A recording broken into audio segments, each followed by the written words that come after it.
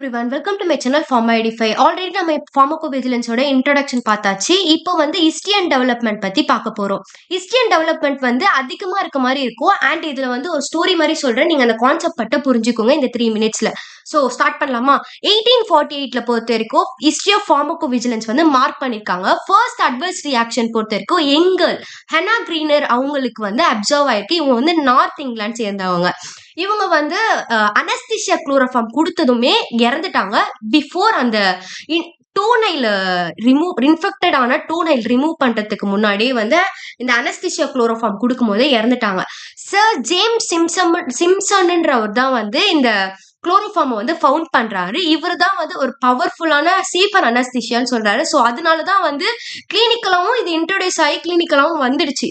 ஓகேவா? இப்போ ஹெனா வந்து இறந்ததுக்கு வந்து ரீசன் இன்னும் ஸ்டில் அன்னவுனா தான் இருக்கு.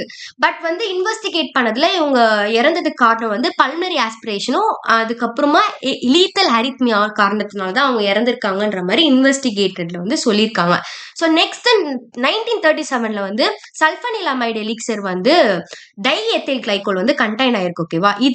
இதனால வந்து 107% கிட்ட யூஎஸ்ல வந்து இறந்திருக்காங்க. இது வந்து ஃபவுண்ட் ஆனது இந்த இறந்தது காரணத்துக்குலாம் வந்து அந்த அந்த ரெஸ்பான்சிபிள் சால்வெண்ட் தான் அப்படின்னு காரணம்னு சொல்லியிருக்காங்க. இது வந்து பார்மசூட்டிக்கல் கம்பெனிஸ்க்கு இது இவ்வளவு டாக்ஸிக் எஃபெக்ட் இருக்குன்னு அவங்களுக்கே தெரியல. நெக்ஸ்ட் டவுட் வைட்ன்றவங்க வந்து 1938ல சஜஸ்ட் பண்ணிருக்காங்க அசிடைல் சாலிசைக்ளிக் ஆசிட் தான் வந்து ரெஸ்பான்சிபிளா இருக்கும். எதுக்குன்னா மெலினா காசிங் ஆகுறதுக்கு. அண்ட் 1955ல ஸ்டடிஸ் ப்ரூவ் பண்ணிருக்கு அசிடைல் சாலிசைக்ளிக் ஆசிட் வந்து கேஸ்ட்ரோ இன்டெஸ்டினல் டிசீஸ் வந்து காஸ் ஆகும். அதனால பேஷண்ட்டுக்கு வந்து சஃபர் ஆகுறவங்க வந்து இந்த கேஸ்ட்ரோ இன்டெஸ்டினல் அல்சர்ல சஃபர் ஆகுறவங்களுக்கு கான்ட்ரா இண்டிகேட்டடா இருக்கும்னு சொல்றாங்க.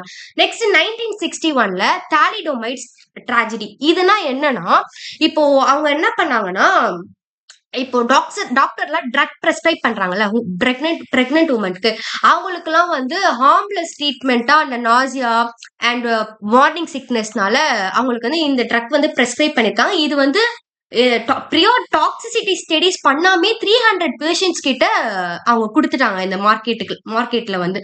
ஸோ ஆஸ்திரேலியன் டாக்டர் மிக் பிரைடுன்றவங்க வந்து சஜஸ்ட் பண்ணிருக்காங்க இந்த ட்ரக் குடுக்கறனால பிரெக்னென்ட் ஆன உமனுக்குலாம் வந்து பிறக்கிற குழந்தைங்களை வந்து கால் கை வளர்ச்சி இல்லாம வருது. ஸோ அந்த மாதிரி அவங்க வந்து இந்த ப்ராப்ளம்லாம் வந்து இப்படிலாம் வருது அப்படின்னு சொன்னனால அதுக்கப்புறம் வந்து இது வந்து 1962ல டிஸ்கண்டினியூ பண்ணிட்டாங்க. டிஸ்கண்டினியூ பண்ணிட்டு ஃபார்மகோவிஜிலன்ஸ் கிட்ட ரிப்போர்ட் பண்ணிட்டாங்க. நெக்ஸ்ட் வந்து ஃபார்மகோவிஜிலன்ஸ் நெக்ஸ்ட் ஷார்ட்ல பார்க்கலாம். ஸோ புரியுற மாதிரி இருந்துச்சுன்னா இந்த சேனலை சப்ஸ்கிரைப் பண்ணி லைக் பண்ணி ஷேர் பண்ணுங்க. தேங்க்ஸ் ஃபார் வாட்சிங்.